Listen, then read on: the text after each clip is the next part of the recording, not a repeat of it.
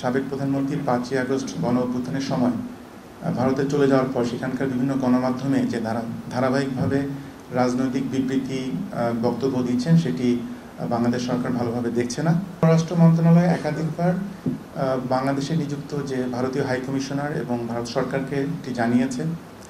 তাদেরকে এটি স্পষ্টভাবে বলা হয়েছে যে সাবেক প্রধানমন্ত্রীর ৫ই আগস্ট গণ অভ্যুত্থানের সময় ভারতে চলে যাওয়ার পর সেখানকার বিভিন্ন গণমাধ্যমে যে ধারাবাহিকভাবে রাজনৈতিক বিবৃতি বক্তব্য দিচ্ছেন সেটি বাংলাদেশ সরকার ভালোভাবে দেখছে না।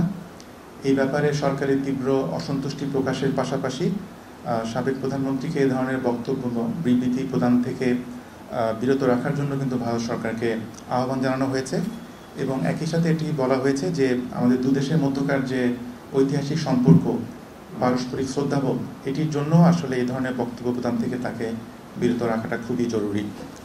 আরেকটি প্রশ্ন ছিল যে ভারতীয় ভিসা প্রাপ্তির ক্ষেত্রে জটিলতা কেন কাটছে না, এই বিষয়ে কোনো পদক্ষেপ নেওয়া হয়েছে কিনা। এটি আসলে আমরা ভারত কর্তৃপক্ষকে অনেকবার জানিয়েছি।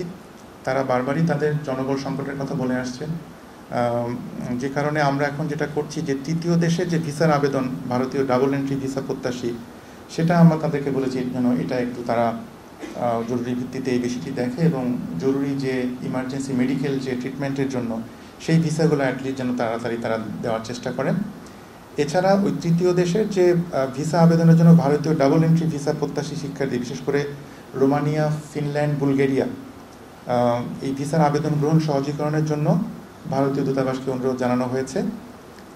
এছাড়া পররাষ্ট্র মন্ত্রণালয় বুলগেরিয়াতে উচ্চতরের পড়াশোনা করতে ইচ্ছুক, কিন্তু ভিসা ইন্টারভিউর জন্য দিল্লিতে বুলগেরিয়ান দূতাবাসে উপস্থিত হতে পারছেন না এমন বাংলাদেশি শিক্ষার্থীদের সহায়তার জন্য অনুরোধ পেয়েছে।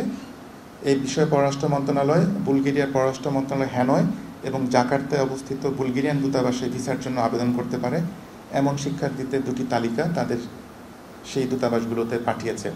তো এইভাবে আমরা এই ভিসা সমস্যাটা কাটিয়ে ওঠার চেষ্টা করছি।